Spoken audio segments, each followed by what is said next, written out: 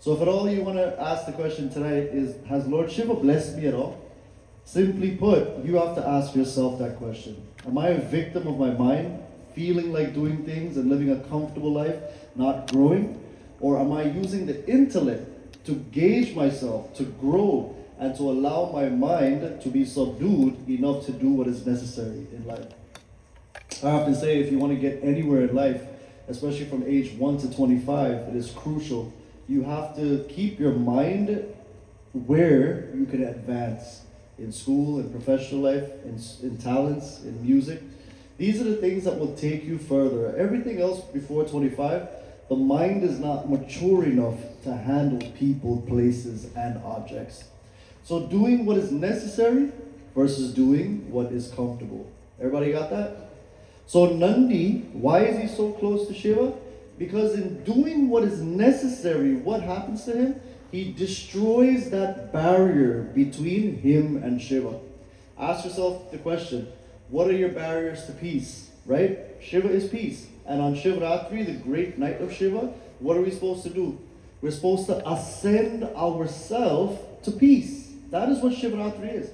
If we can ascend our mindset to peace, we have gained the goal. That's why we do bhajans. That's why we do puja. That is why we listen to Pravachan. And that's why we come to a place called the mandir. So we can ascend ourselves to the peace that is Shiva.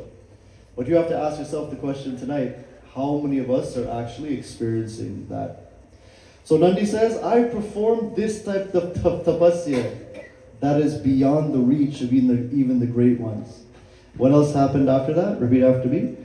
Hrita Pundari Kaso Shire Yatva Devam Trayambakam Trayaksham Dasha Bhujam Shantam Pancha Bhaktra Sada Shivam. And when he did this tapasya, what happened? He started to adore Lord Shiva. He started to become one with Shiva. There was no more Shiva and me. It was Shiva. What is the ultimate fullest love? When the beloved becomes one with the other. This is what we are trying to accomplish with Shiva. We are trying to accomplish that oneness, that union with Mahadev. And what does it mean? To merge the mind so much so that you know yourself to be this limited body, but ultimately Shiva is the consciousness that allows the body to even exist. Both the body and Shiva exist in the mind. But the mind is the thing, and look at this very carefully. The mind is that allows this duality or the difference to be. But when you X that mind out, all there is that Shiva. All there is that peace that we're looking for. And that is what Nandi was able to do. Because he didn't feel like doing things in the world, because he didn't feel like doing what his mind told him to do, he was able and willing to use this intellect to do what is necessary to annihilate the selfishness, anger, greed, attachment, false pride, and jealousy, and to do the things like coming to mandir, studying the scriptures, and doing what we need to do to advance to something greater. And because of this, he was able to be fully engaged in the worship of Shiva, in peaceful mindset thereafter. What happened after that? What did he say? Rudra Japya Makar Shamve Paramadhya Namastitihi Sare Tashto Tare Punye Eka Chitta Samahitah. Nandi says, in the northern position, in the northern place of this particular region, in this river, I took samadhi with a concentrated mind, a mind that wasn't pulled into the world of objects, but the mind that was fixed on that which can give you permanent happiness. Everything that you can ever think about can give you only temporary joy, temporary flickers of joy. But when you think about Shiva, when you elevate your mind, what happens is that temporary joy turns into permanent joy. So much so that when you become one with that happiness within, when you become one with Shiva, when you take the time to develop yourself, when you take the time to grow spiritually, no matter what the temporary object is that came or went from your life, because we all know coming is easy in life, especially in the world of objects. They come, all of the things come to us. But when they go, that is the hardest part. That is the hardest part. Going away from what we are meant to be. So in this way, the one who achieves samadhi, what is samadhi?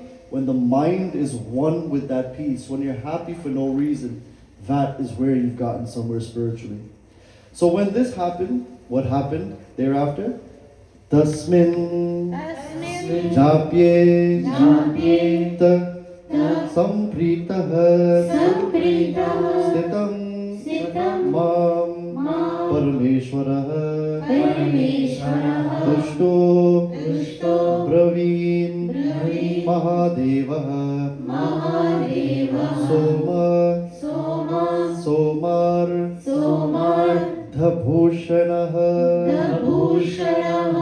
So after that, because of the great tapasya that Nandi was able to do, doing that wasn't comfortable, but doing that which was necessary, Shiva and Parvati became very pleased, right? They found him engaged in this tapasya, and they showed up with the crescent moon decked in all the beautiful things that you see on the beautiful murti. And then Shiva spoke. What did he say? Shivovacha Shailade Vardohamte Tapasa Nena Doshitaha Sadho Taptam Tvaya Dhiman Bruhe Yakte Manogatam. Now Lord Shiva looked at Nandi, the wonderful person called Nandi, and said to him, O son of Shaila, I am very pleased of your tapasya. You've done so well. Would you like a boon? You have performed such great feats. The people of the world who are great ascetics could not resist the mind. They always went to what the mind told them to go for, even though temporary joy. But you have used the intellect to merge with my true nature, which is your true self. Now, what was that boon that Nandi asked for? Let us see. So it says here, ask me, O intelligent one, ask of anything that's on your mind. Sa eva mukto devena shirasa pada yornataha astavam parameshanam jara shoka vinashanam. At these three words of Shiva, I place my head at his feet. That is what Nandi says. Then I pray to him, relieve me. If you ask me a boon, I'll tell you what it is, Lord Shiva. May I never have the grief of old age. Atha mam nandinam shambhu bhaktya paramaya yutam ashru purne shanam samyak padayo shirasa nitam. And when I asked this, I asked myself, what does this really mean? Nandi's asking himself, what does it mean never to suffer old age? Old age simply means when we're identified with this body. As long as you were born, you have to go through the various stages of existence. From 1 to 25, it's called the Brahmacharya ashram. When you're supposed to be studying, you're supposed to be growing, you're supposed to develop yourself exclusively. From 25 to 50, or thereafter, a little bit, you can enter the Grahastha ashram. After that, it is called Vanaprastha, when you begin to semi-detach. Then after that, at 75 plus, it is called Sannyas.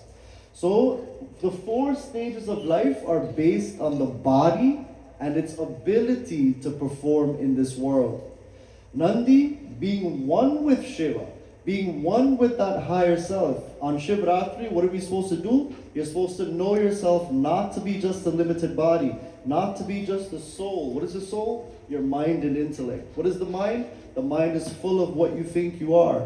Our name, our gender, where we come from. Everything is based in the mind, and that is what travels when the body dies.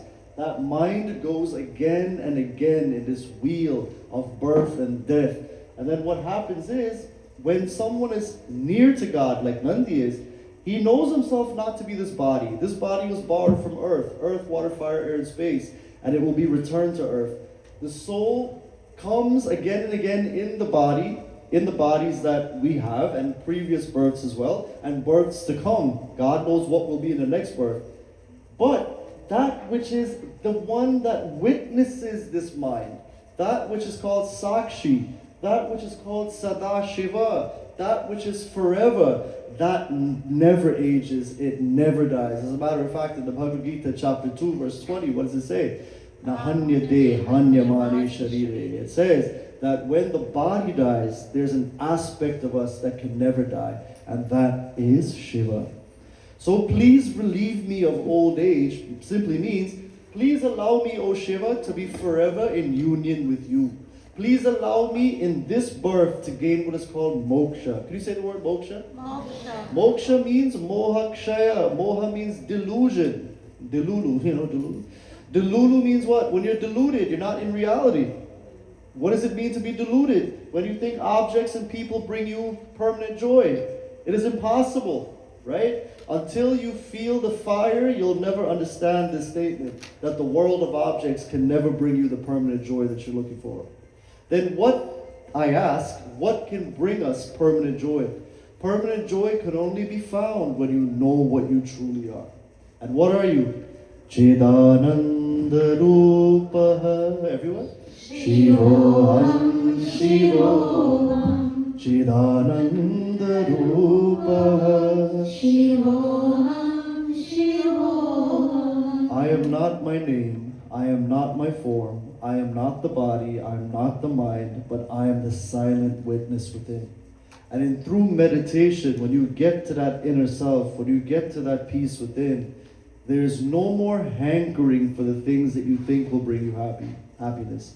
As a matter of fact, when you get the object and you lose it, because in the world it's very temporary, right? If you haven't gone through loss, God bless you.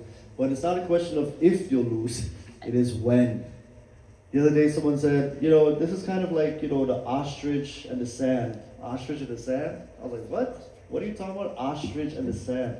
He said, Acharya, the ostrich, it is so kind of silly, it's kind of, ridiculous. When it sees a predator coming, what happens is, it puts his head in the sand. And it thinks that the predator, or the lion, or whatever it is not around anymore. It hides its head, so it can't see the lion, and it thinks the lion is not there. So in actuality, that ostrich is deluded.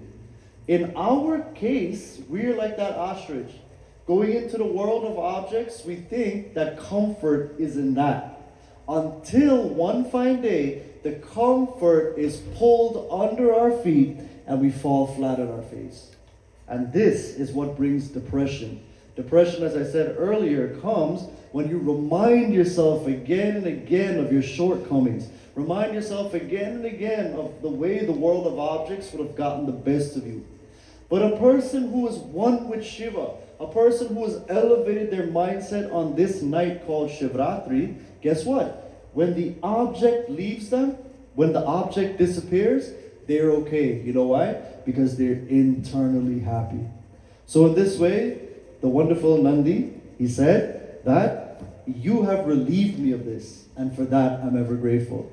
What did Bhagavan Shankar do then? Ata Mam Nandinam Shambho Bhaktya Paramaya Yutam Ashwapurne Sharam Samyak Adayo Shirasa Hatam. Thereafter Lord Shiva lifted me up with his own beautiful hands, since I had been overpowered with devotion, since I've been overpowered with this feeling of unconditional love, the tears flowed from my eyes. What happened thereafter? Atapya Parame Shanaha Parash Paryas Parsha Parahita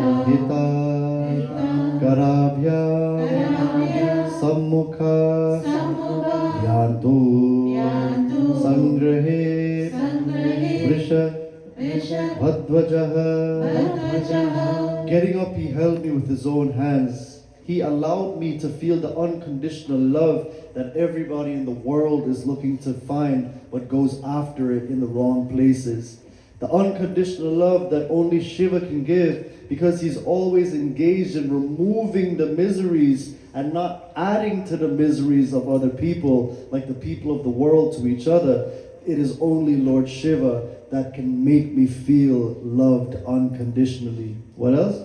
Niriksha Gana Panchachaiva Devim Himavata Sutam Uvacha Mam Kripa Drishtya Samiksha Jagata Patihi. Lord of the universe, looking at Parvati and the other great souls, casting his compassionate glance upon me because my elated state of happiness within, he said, Vatsa, Nandin, Mahaprajna, Mrityur, Dhite, Kutastava, Mayeva, Preshito, Viprao, Matsamasvam, Nasamshayaha. O son, Lord Shiva said, Nandi, you possess enormous humility, enormous ability to be simple, to be a sample and example. Someone who will elevate in life is someone who is simple. Therefore, you should be the least afraid of death. In fact, I sent the two Brahmins to you. You were undoubtedly much like me. Meaning, at this point, there is no difference between Nandi and Shiva.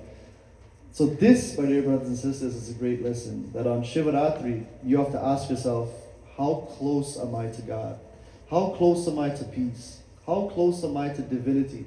Or is the mind providing a wall that is blocking us from achieving the peace that God intended us to feel? You see, every other creature has a body. A monkey has a body, a fish has a body, a crapple has a body, a alligator has a body. All the things of the world have a body, right? But none of them have the brain of that of a human. Because of this, all the other creatures do what they feel like doing, and they end up being squashed by life. But what is the difference between the human and other animals in the animal kingdom? It is the use of the intellect to not feel like what you want to do, but think about the thoughts that will elevate you to something higher. So the next time you think that the world of objects and people will bring me happiness, and I get comfortable there, you got to correct yourself very quickly. You have to be not the ostrich in the sand, but be that person that says, you know what? If I have it now, I won't have it later on. And when that thing leaves me, how will I feel? Dejected and despondent. But if I use the intellect to study the scriptures, if I use the intellect to come to Mandir, if I use the intellect to study the Bhagavad Gita and all of the texts that we do here at Bhuvaneshwar, what happens is we'll quickly elevate our mindset to a status of someone who can never be affected in the goings of life. You pass on one. So we'll sing this beautiful kirtan and we'll have some more bhajans after this, dedicated to Bhagavan Shankara.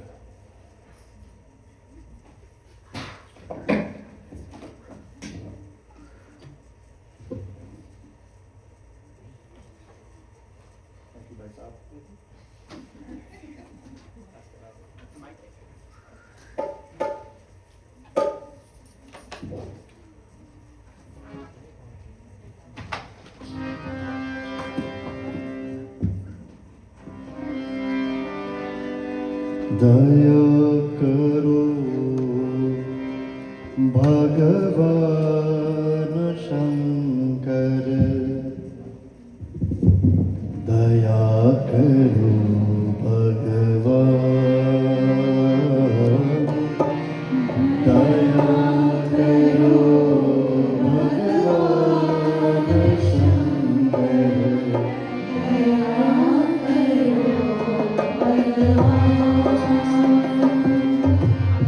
दया करो भगवान शंकर, दया करो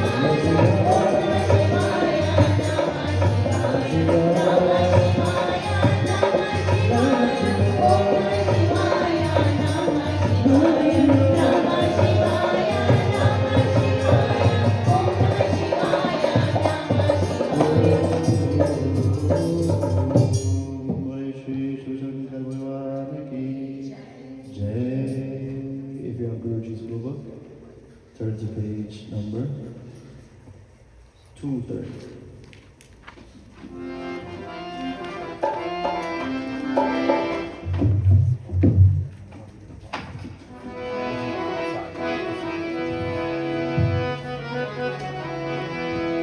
हे त्रिपुरारी हे गंगाधारी भोले शंकर